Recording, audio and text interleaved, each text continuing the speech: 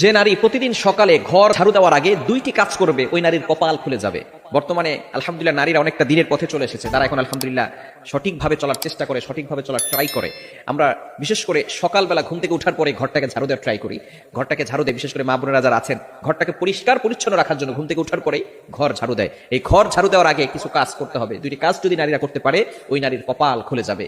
এক নাম্বার হচ্ছে ফজরের সালাত আদায় করা। ফজরের 2 রাকাত ফরজ নামাজ আছে না নাই? ফজরের নামাজ কয় রাকাত? মোট হচ্ছে 4 রাকাত, 2 রাকাত সুন্নত, 2 রাকাত ফরজ।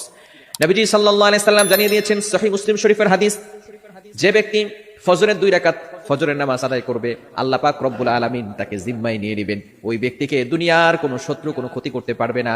আল্লাহ পাক রব্বুল আলামিন নিজে পরের দিন ফজর পর্যন্ত তাকে হেফাজত করতে থাকবে। আল্লাহ পাক রব্বুল আলামিন তার জিম্মাদার হয়ে যাবেন। আমরা অনেকে সকালবেলা ঘুম থেকে উঠেই নামাজ না পড়ে ঘর ঝাড়ু দেই। ঘর ঝাড়ু দেন, তাতে কোনো আপত্তি নাই, পরিষ্কার পরিচ্ছন্ন থাকা ভালো। আত্মহুরু শাত্রুল ঈমান, পবিত্রতা হচ্ছে ঈমানের অঙ্গ।